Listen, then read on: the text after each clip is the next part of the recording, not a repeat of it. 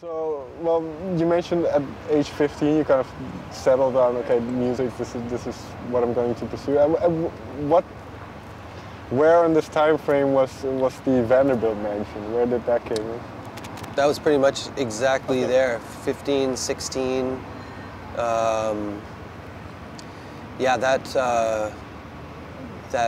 mansion is about a half hour from where we grew up, on the water in Newport, Rhode Island.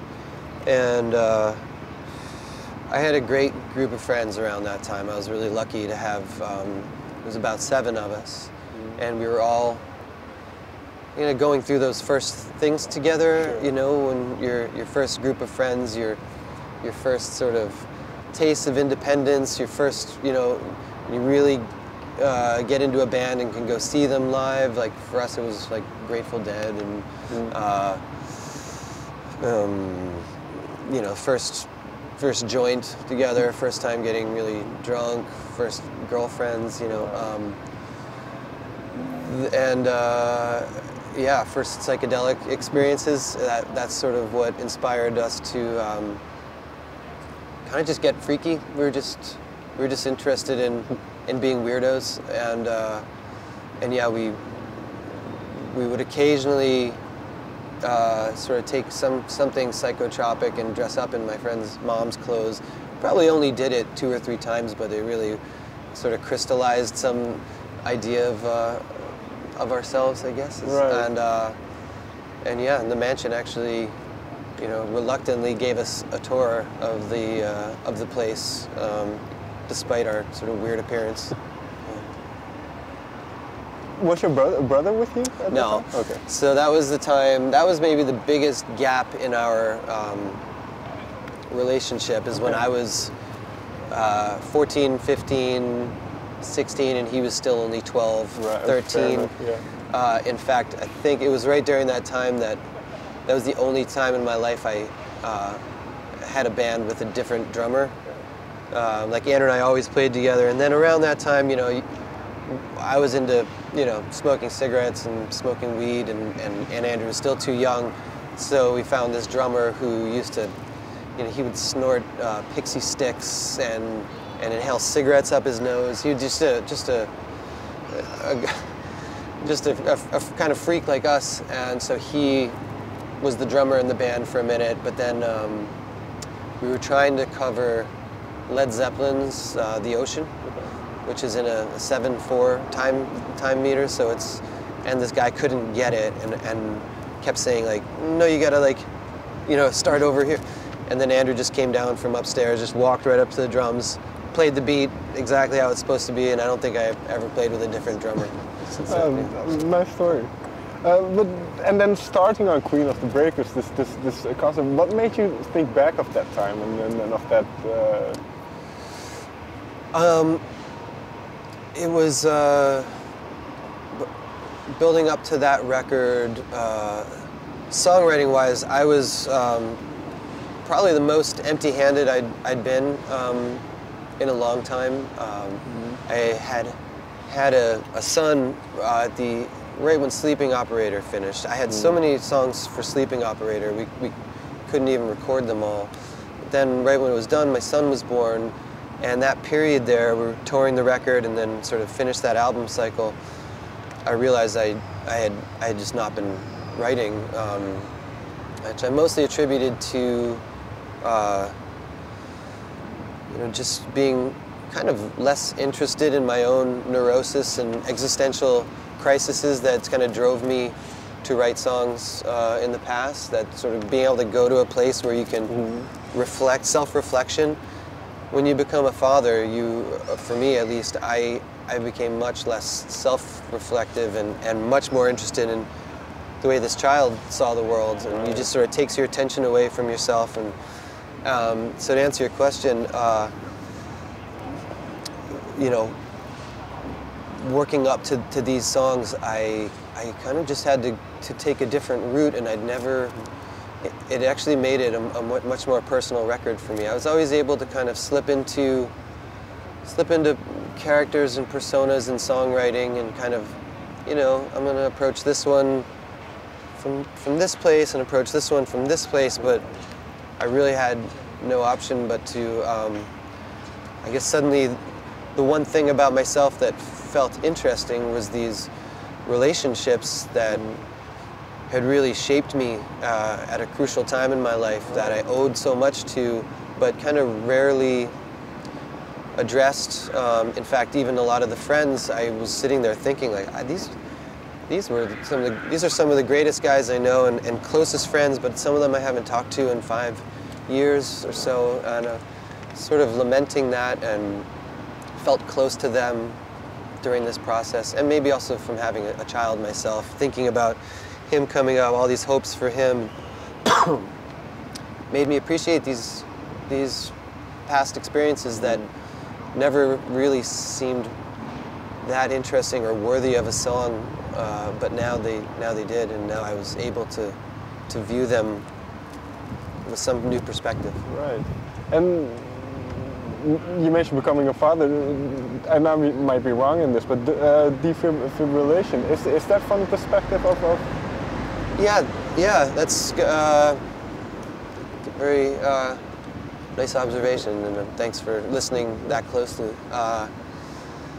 It was, there was a lot of sort of family things tied into it. My brother actually came up with the beat while he was with my mom, who had taken a fall on Christmas Eve in her bathroom, hit her head, and he was in the hospital with her as she was getting stitched up, and he overheard these two EKG heart monitor machines doing this kind of like like monitoring some people. It was like this sort of detached intimacy, you know, like you're hearing someone's heartbeat, but you can't see them. It's through a machine. I don't know, something, when he sent me the beat, I guess I felt a family, something about family. You know, he explained it to me what it was. And my first approach was to write kind of a open letter to my son in a sort of time capsule thing, like something that he could find down the road when he's older, if he's trying to piece together some questions about me. I thought maybe I'll just try and spell it out for you here as best I can, so you know, so someday, you know, when you're asking yourself, you know, asking questions about yourself, where you come from, why you are who you are, maybe if your dad explains some things to you about himself, maybe it'll shed some light. Right. You know, it sort of zigzags through other things, but that was the inspiration. And there's one more song I want to go a little bit more in depth with.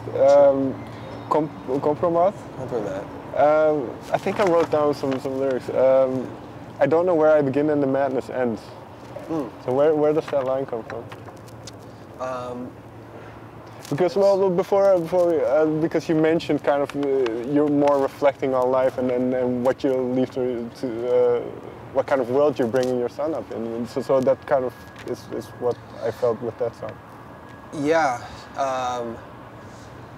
I get a little scared by the sort of culture of consumption and the, you know, I guess every generation, you know, as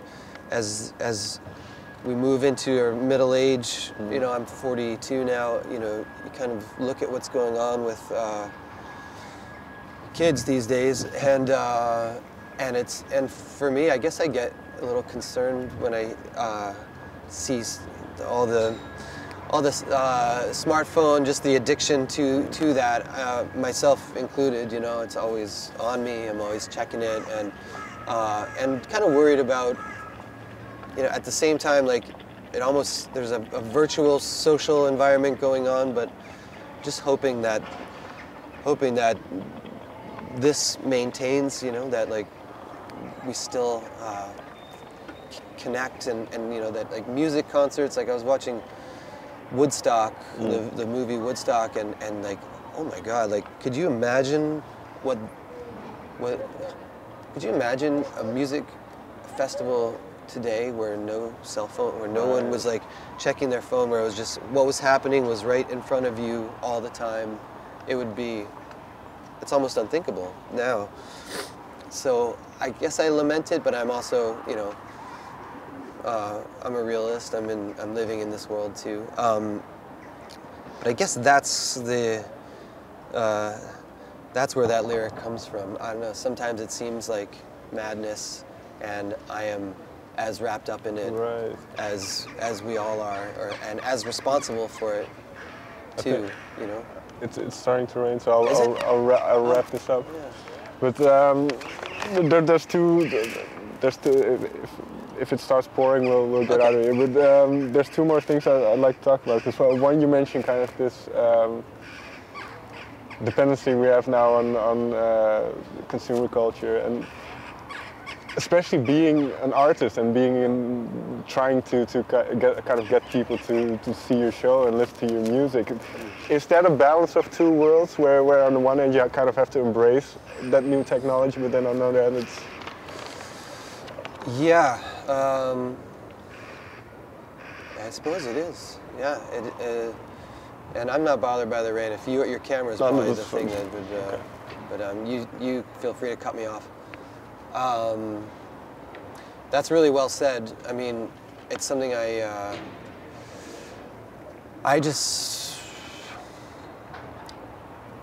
guess you just have to.